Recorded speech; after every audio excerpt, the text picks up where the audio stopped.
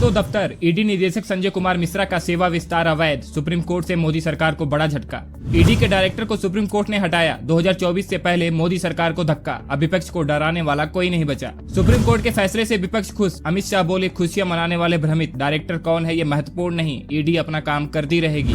ED के director Sanjay Kumar Mishra के कार्यकाल को बढ़ाने के मामले में केंद्र सरकार को करारा झटका लगा है। सुप्रीम कोर्ट ने उनके सेवा विस्तार को अवैध करार दिया है और उन्हें 31 जुलाई तक दफ्तर छोड़ने का वक्त दिया है। अदालत ने कहा कि उन्हें तीसरा कार्यकाल विस्तार देना अवैध है। ये फैसला संजय कुमार मिश्रा के कार्यकाल के विस्तार को चुनौती देने वाली याचिकाओं पर आया है। आपको बता दें कि सुप्रीम कोर्ट ने 2021 के अपने फैसले में कहा था कि मिश्रा को अब एक और सेवा विस्तार नहीं मिलना चाहिए। इसके बावजूद केंद्र सरकार ने उन्हें बीते साल नवंबर में कार्यकाल विस्तार दे दिया था, जिसके बाद वह इस साल नवंबर तक इस पद पर बने रहने वाले थे। मगर उनके इस विस्तार को लेकर विपक्षी नेताओं समेत कई अन्य लोगों ने चुनौती दी थी और सुप्रीम कोर्ट में याचिका दायर की थी। आपको बता दें कि मिश्रा को पहली बार नवंबर 2018 में 2 साल के कार्यकाल के लिए ईडी निदेशक नियुक्त किया गया था। यह कार्यकाल नवंबर 2020 में समाप्त हो गया। मई 2020 में वह 60 वर्ष की रिटायरमेंट की आयु तक पहुंच गए थे, मगर फिर भी केंद्र सरकार ने नवंबर 2022 में उनके कार्यकाल को फिर से बढ़ा दिया, जिस पर अब सुप्रीम कोर्ट ने फैसला सुनाया है। अदालत ने आदेश दिया है कि संजय कुमार मिश्रा 31 जुलाई तक कामकाज संभाल सकते हैं और तब तक केंद्र सरकार को दूसरी व्यवस्था देखनी होगी। अदालत ने साफ कहा है कि संजय कुमार मिश्रा को 31 जुलाई तक वक्त दफ्तर छोड़ने का दिया जाता है। जस्टिस BR गवाई की अध्यक्षता वाली बेंच ने कहा कि संजय कुमार को 22 नवंबर के बाद सेवा विस्तार नहीं मिलना चाहिए था। 3 जजों की बेंच ने कहा कि संजय कुमार मिश्रा के पास 31 जुलाई तक का वक्त है, तब तक वे दफ्तर छोड़ दें और इसी बीच केंद्र सरकार उनके स्थान पर किसी और को नियुक्त करे। हालांकि सुप्रीम कोर्ट ने DSPE और CVC एक्ट के संशोधन को बरकरार रखा है, जिसके तहत केंद्र सरकार CBI और ED के डायरेक्टर को 2 साल के निश्चित कार्यकाल के बाद 5 साल तक का सेवा विस्तार दे सकती है। आदेश पढ़ते वक्त जस्टिस गवई ने कहा कि 2021 में CVC एक्ट और Delhi special police establishment DSPE act में संशोधन गलत नहीं था, लेकिन जब अदालत ने 2021 में ही फैसला कर लिया था तो उन्हें फिर से सेवा विस्तार नहीं देना चाहिए था। आपको बता देंगे संजय कुमार मिश्रा को मिले सेवा विस्तार को कांग्रेस नेता रणदीप सिंह सुरजेवाला और TMC की सांसद महुआ मोइत्रा समेत कई लोगों ने चुनौती दी थी। 1984 बैच के IAS अधिकारी संजय मिश्रा को आर्थिक मामलों का जानकार माना जाता है। मूल रूप से यूपी में रहने वाले मिश्रा ने इनकम टैक्स से जुड़ी कई मामलों की जांच की थी, जो हाई प्रोफाइल केस थे। वह दिल्ली में इनकम टैक्स के चीफ कमिश्नर भी रह चुके हैं। कोर्ट के इस फैसले पर विपक्षी पार्टियों ने बीजेपी पर निशाना साधा है। कांग्रेस नेता KC वेणुगोपाल ने कहा कि सुप्रीम कोर्ट ने जो निर्णय दिया है उससे कांग्रेस के रुख की पुष्टि हुई है। हमारा शुरू से कहना रहा है, ईडी निदेशक को सेवा विस्तार दिया जाना पूरी तरह से गैर कानूनी था। इनका यही मकसद था कि निर्देशक को गैर कानूनी तरीकों से सेवा विस्तार दिया जाए। यह फैसला सरकार के मुंह पर तमाचा है। इस पर केंद्रीय गृह मंत्री अमित शाह ने कांग्रेस नेताओं के इस तरह के बयानों पर पलटवार किया है। शाह ने मंगलवार शाम को ट्वीट करके कहा कि ईडी मामले पर सुप्रीम कोर्ट के फैसले को लेकर खुशी मनाने वाले कई कारणों से भ्रमित हैं। ईडी निदेशक कौन है यह महत्वपूर्ण नहीं, ईडी अपना काम करती रहेगी। शाह ने एक तरीके से विपक्ष को याद दिलाते हुए कहा कि CVC अधिनियम में जो संशोधन सांसद की ओर से विधिवत पारित किया गया था उसे बरकरार रखा गया है। भ्रष्ट और कानून के गलत पक्ष के साथ खड़े होने वालों पर कार्रवाई करने की विधि की शक्तियां पहले की तरह ही रहेंगी। ईडी एक ऐसी संस्था है जो किसी एक व्यक्ति के ऊपर है और इसका फोकस अपने मुख्य उद्देश्य पर है, जैसे कि मनी लॉन्ड्रिंग के अपराधों पर और विदेशी मुद्रा कानूनों के उल्लंघन की जांच करना। इस तरह ईडी निदेशक कौन है यह अहम नहीं है। ऐसा इसलिए क्योंकि जो कोई भी इस भूमिका में आएगा वह विकास विरोधी मानसिकता रखने वाले राजवंशों के क्लब के बड़े पैमाने के भ्रष्टाचार पर ध्यान देगा।